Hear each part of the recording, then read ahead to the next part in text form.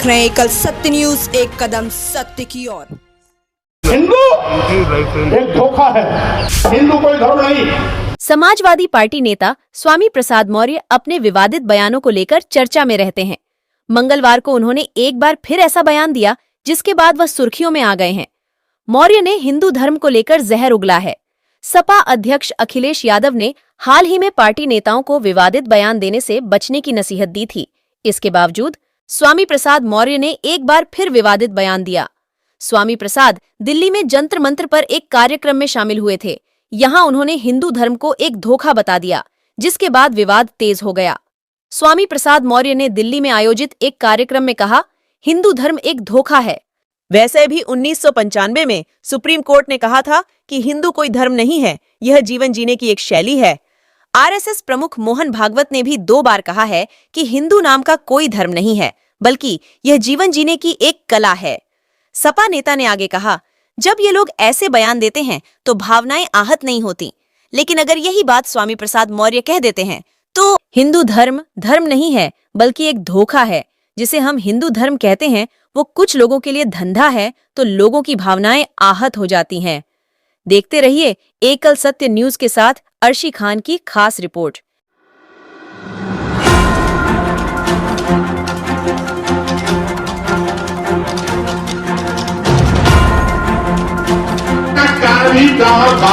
हिंदू एक धोखा है, हिंदू कोई धर्म नहीं।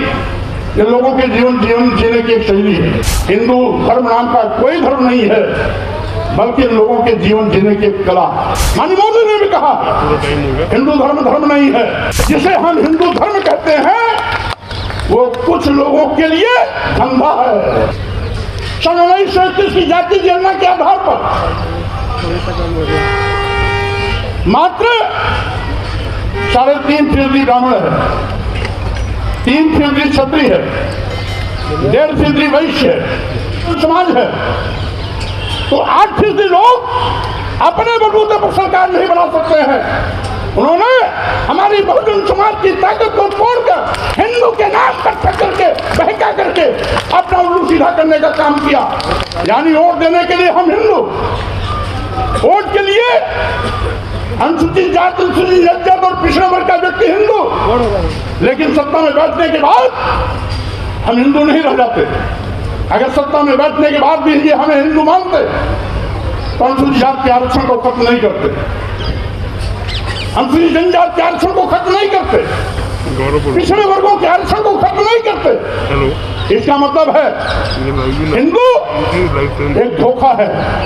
और वैसे भी 1995 में माननीय सर्वोच्च न्यायालय ने अपने आदेश में कहा था, हिंदू कोई धर्म नहीं, ये लोगों के जीवन जीने की एक शैली है।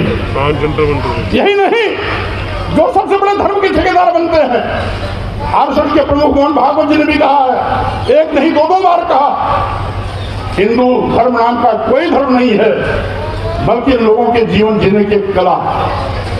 देश के माननीय प्रधानमंत्री जी ने भी कहा, माननीय मोदी ने भी कहा, हिंदू धर्म धर्म नहीं है।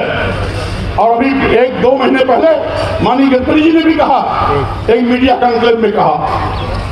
लेकिन इन लोगों के कहने से किसी की भावना आहत नहीं होती है। अगर स्वामी प्रसाद मौर्य कह देते हैं हिंदू धर्म धर्म नहीं है, बल्कि एक धोखा है, और जिसे हम हिंदू धर्म कहते हैं वो कुछ लोगों के लिए धंधा है। जब हम कहते हैं कि ये कुछ लोगों के लिए धंधा है, तब पूरे देश में भूचाल लग जाता है।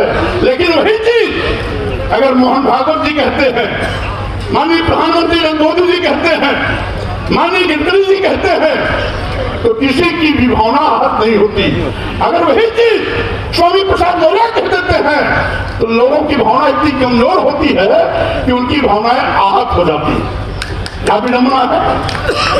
माननीय सर्वोच्च न्यायालय ने 1995 में कहा, तो किसी भी धर्माचार्य ने कोई टिप्पणी नहीं की, लेकिन अगर वही चीज स्वामी प्रसाद मौर्य के मुंह से निकल जाती है तो पूरे देश में एफआईआर की झड़ी लग जाती है। क्या विडंबना है।